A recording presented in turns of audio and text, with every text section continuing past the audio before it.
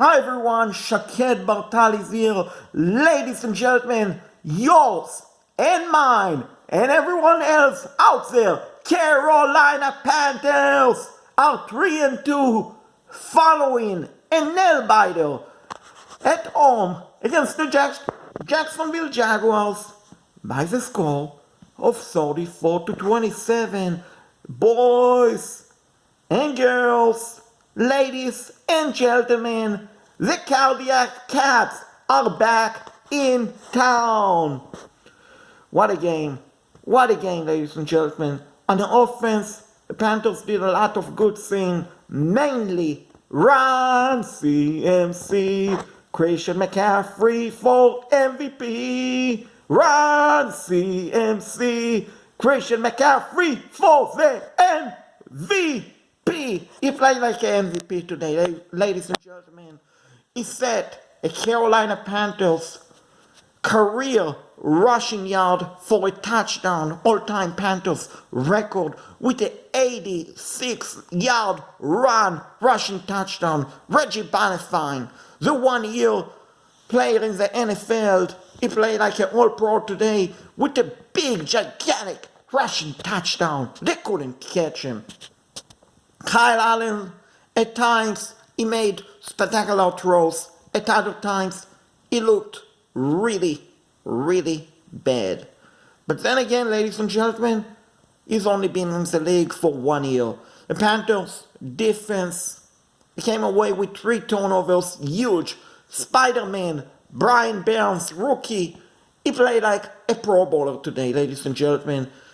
Came away with a touchdown return on a fumble, 56-yard touchdown return, thanks to a strip sack by Mario Superman Addison. Brian Burns had a pretty good game today. The Panthers pass rush, at times, they look pretty good. But unfortunately, the vast majority of the game, they couldn't get enough pressure on Jaguars rookie quarterback Gardner Minshew, or as I like to call him, Gardner Marshmallow. And yeah, Marshmallow Minshew, he looked pretty good today, but he made a couple of pretty bad, horrendous mistakes that end up, in essence, costing the Jaguars the game. Let's be perfectly honest. The Panthers didn't play great today. However, they capitalized on the Jaguars' mistakes, which is crucial. In the NFL, not every game you're going to win pretty. And sure, it would have been great to see the Panthers blow the Jaguars out, which they didn't. They won on the final play. That play was untimed down after the Panthers jumped offside on the previous play. And Luke Kuechly tipped the ball in the air inside the end zone. And that is all she wrote. Panthers won 34-27. Panthers made a lot of mistakes. Joyce Lights, the kicker, the one-year kicker in the NFL, he had a kick block, which, ladies and gentlemen, in my opinion, my own opinion, when a kick is blocked, it shouldn't count as a missed kick because you never know. I'm pretty sure had Joyce Lights' 56-yard kick wouldn't have been blocked, he would have probably made it. But that is to be determined.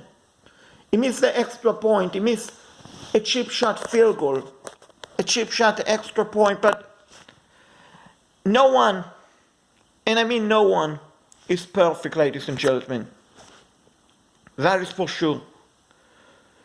Panthers, Kyle Allen, like I stated earlier, he made a couple of horrendous throws. One play in particular, on third down, the final offensive possession for the Panthers, he threw a ball that could have been intercepted. Luckily for the Panthers, the official ruled it incomplete. So Kyle Allen wasn't as sharp as crisp as he was against Arizona and against Houston last week. But then again, You're not going to play great every game. That is impossible task to ask. And the Panthers played against a pretty good, tough defense. Very underrated defense, if you ask me. And you know what? With the banged-up offensive line, I thought the Panthers' offensive line did an outstanding job of protecting Kyle Allen today. They did an outstanding job of creating running room for Christian McCaffrey and Reggie Bonifine and the touchdown run and few other running plays for Bonifine. They did a good job of protecting Kyle Allen, allowing him times to find the receivers opens. And I don't know if the game plan for the Jacksonville Jaguars was to completely shut down Greg Olsen, or did Kyle Allen not do a good of a job of looking for Olsen. But in my opinion, having your leading tight end, one of your best playmakers on your team, beside Christian McCaffrey, to be not even target once, to be target once but incomplete, that is not a good enough job. Kyle Allen, the previous week and the week before that, he did a pretty good job of spreading the ball around. If you look at the overall target today, he didn't do a good enough job of spreading the ball around. That must be corrected next week against Tampa Bay in London, against a pretty good Buccaneers team despite losing on the road 31-24 to the New Orleans Saints. So Kyle Allen, obviously he has room to improve. The Panthers defense, pass rush, must return to form next week against Tampa Bay, which I suspect that they will. Because if you look at the last times that Panthers played against the Buccaneers, pass rush did a pretty good job. Against Tampa Bay, I anticipate that to continue. Obviously, the Panthers must have an answer respond to Shaquille Barrett, who destroyed Darrell Williams in the previous meeting against Tampa Bay on Thursday night, a few weeks ago. So overall, it's great to be 3-2. Just 3 weeks ago, everyone stated the Panthers are dead. The season is over. They're done. Let's play for the draft. Let's tank. We are not going to win 3 games. We are not going to win 1 game. Forget about it. Probably at the bye week, which is coming up in 2 weeks, the Panthers will be 1-5. The Panthers will be winless. That is what they stated. Instead, this team is 3-2. They are missing a lot of players. Unfortunately, K1 short season is over. But they have a chance next week to potentially get back Dante Action Jackson. They have a chance in 2 weeks. 3 weeks, pardon me, because 2 weeks is the bye week. But in 3 weeks, they have a chance to get back Cam Newton, Greg Little, presuming and assuming that he can clear the concussion protocol, which concussion is not a joke, ladies and gentlemen. They have a chance to get Trey Turner back.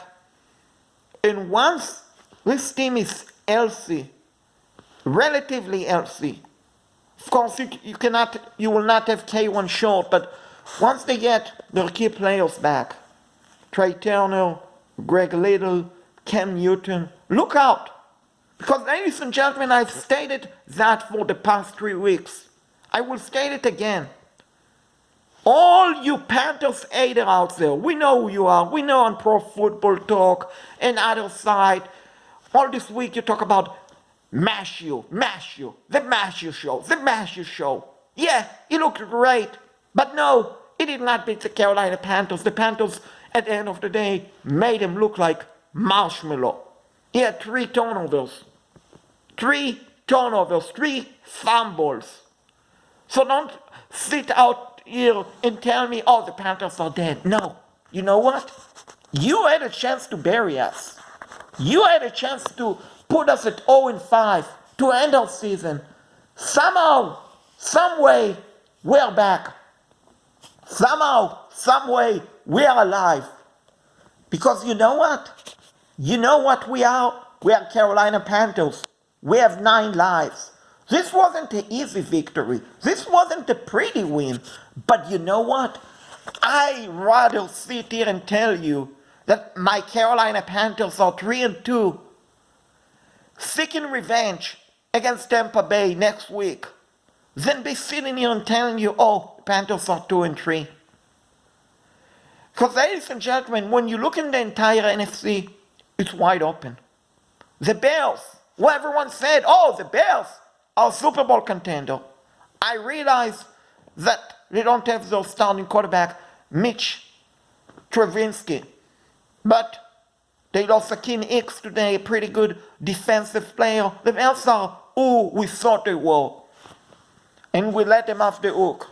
This was the comment by former NFL coach, may he rest in peace, Dennis Green, after Arizona Cardinals lost to the Bears on Monday Night Football. So, the Bears lost today. If you look at the entire NFC picture, it's wide open. Yeah, I realize the Saints are 4-1 without Drew Brees. I realize that. But look at the entire NFC South. Guess who gave up 52 points on the road? Guess who did that? Oh, the team from I-85 Southwest. They call themselves the Atlanta Dirty Ugly Bells Falcons. They gave up 52 points. 52 points. Let's remind everyone, last week, against the same Houston Texans team, the Panthers defense only allowed the Texans less than 20 points. You want to talk about difference? That is the difference. And yeah, Tampa Bay came away last week with a big win on the road against the Rams. Then they lost a close one to the Saints. But I really believe when it's all said and done, the NFC South title will come down to the Carolina Panthers and the New Orleans Saints. I could be wrong, but I believe that. And I won't be shocked. I won't be shocked with the way the NFC is looking right now, that the NFC South will get 2 teams into the playoffs. Now, of course, it could change, subject to change. But I'm telling you right now, the Panthers are only going to get better from here on out. With the players returning after the bye week, I would be very concerned. I would be very concerned, ladies and gentlemen, if I have to face the Panthers moving forward. Because if you look at the schedule after the bye week, sure, they face a very difficult task in San Francisco after the bye week. But after that, you face Tennessee at home, a team that on paper you're better than. You face a winless Washington Redskins team. They are not good. They are really bad. You beat both of these teams. You beat Tampa Bay next week, which Tampa Bay is a very good team. They are a really, really good team. I'm going to say it again. They are a very good team. But Panthers are just as good of a team that are getting better. And honestly, with how bad the Panthers played today, playing in a hostile, somewhat an hostile environment next week in London, even though the Roaring Riot, a Panthers official fan club, Carolina Panthers official fan club, I'm pretty sure we'll probably have 50,000 Panthers fans showing up at Wembley Stadium next week to cheer on the Panthers against Tampa Bay. So I'm sure it will be almost like a home environment for the Panthers, even though it's an officially away game. And what I don't like about it, it's a 9:30 kickoff time. Come on, guys. Come on. Let's have a 1 p.m. kickoff time, not a 9:30 a.m. kickoff time. But it is what it is. So the Panthers are 3-2. I believe that they will be 4-2 next week. I really do. Especially how bad they played today and they won. Because you play bad, you win. The following week you tend to play pretty well. Panthers going to the bye week 4-2 would be outstanding. Even 3-3 would be pretty good considering all the injuries the Panthers had to go through. So I'm a type of a person who like to look at everything with a cup half full, ladies and gentlemen, not cup half empty. And if I'm a Panthers fan, considering everything that we had to go through, to be sitting here 3-2, I have to feel extremely, extremely happy. Because it would have been very easy without your starting quarterback to be sitting here 1-4, to be sitting here 2-3, to be sitting here 0-5. I mean, I remember, ladies and gentlemen, listening to the afternoon radio show on WFNZ, and the hosts, Josh Purcell, Nick Wilson, Kyle Bailey, and company, which let me say this, they're all doing a great job. I'm a big fan of WFNZ, and I also listen to ESPN 730, the both are spectacular, pretty good radio station in Charlotte.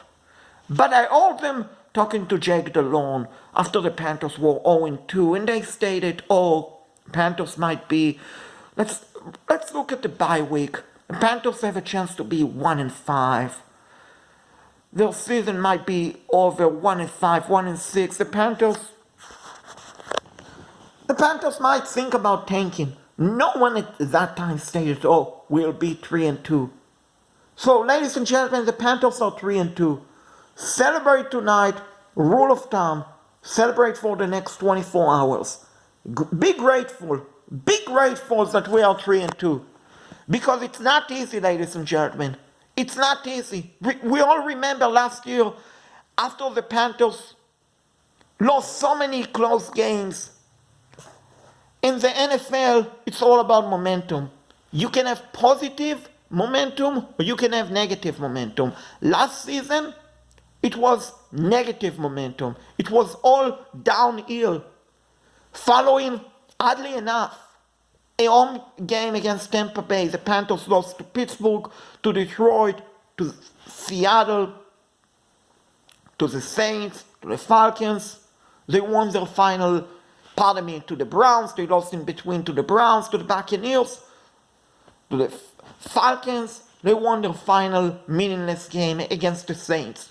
This year, they started 0-2. They could have folded and said, we are tanking, let's play for the draft. Instead, they won 3 in a row. I believe that they will win 4 in a row, but in order to do that, national media, pro football talk.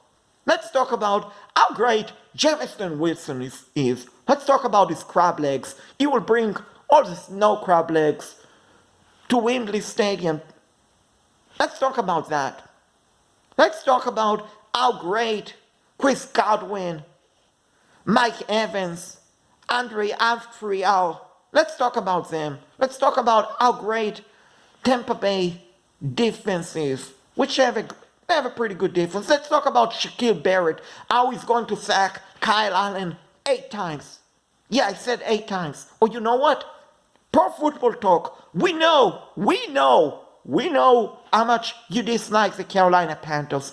So, leading up to this week, to the Tampa Bay game, please predict Shaquille Barrett will have 10 sacks. Because I know how much you dislike the Panthers. I know that you don't monitor the comments, the hateful comments about Cam Newton, about the Panthers. You don't care about it. You really don't. I mean, you enjoy it. So please, Pro Football Talk, Tampa Bay is the home team. The Panthers are a road team. The Panthers played ugly.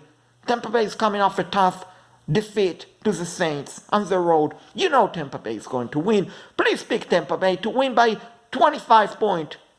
Oh yeah, no, not 25, 28 points. Tampa Bay by 28. We know you dislike us, and we could care less about it. We feed off your dislike, your hate towards the Carolina Panthers. We feed off it. We are 3-2. There is nothing you can do about it. Pro Football Talk and all the other sites out there, which will take me a very long time to name them all. But you know who you are. You know who you are. National media outlet, national media writers and reporters stating after 0-2, the Panthers are dead. The Panthers should play for the draft, should tank. This team is terrible. This team is garbage. This team is done. We are not done. Oh, no, no, no, no, no. We are not done. You had a chance to bury us, but we are alive, very much so, and there is nothing that you can do. As I like to say after a Panthers win, sweet Caroline, oh, oh, oh, I feel so good, so good, so good. 3-2, feeling so good. Keep pounding, and let's go Panthers, let's go.